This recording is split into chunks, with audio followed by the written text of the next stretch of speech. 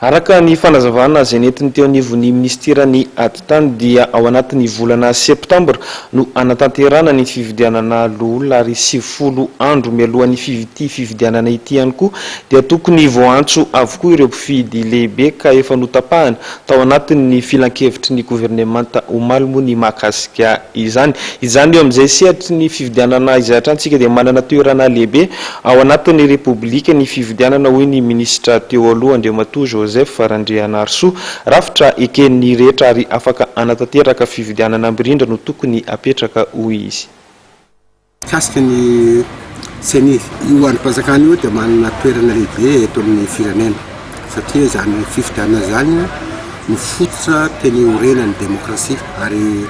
manana toerana lehibe ao anatin'ny republika ny seni. Ny zava-dehibe ao anatin'ny seni sy dia ny hoe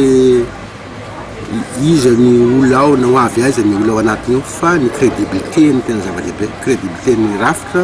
crédibilité ny olona ao anatiny ao. Ka ny fandriko zany ny quota atao ny ho an'ny présidence, ho an'ny primature, ho an'ny assemblée nationale io tsy dia avela andeha amin'izao fotsiny fa jerena hoe iza ny olona tokony ao anatin'ny rafitra io. Zay ny tena voalohany. Crédibilité ny rafitra sy ny olona ao anatiny ao zany zava-dehibe fa sy ny quota. Ny faharoa ny fisian'ny seni dia midika hoe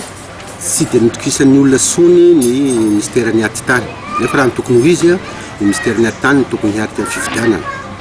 Ny fahabangana nisy teo amin'ny ministerany atitany hatramin'izay dia nahaterasika nangana ny seni io na ny seni teo aloha nefa mivokatry n'izay vao maika rasy satria tsy manana ny hoentimana toy ny ministerany atitany ny senita ka sy fantatro ifanapahan-kevitra ataon'ny député sika sy ny mpitondra fa raha ny tokony ho izy foanana ny seni fa ny atitany ihany avenana ny atitany ihany ny fitantanana ny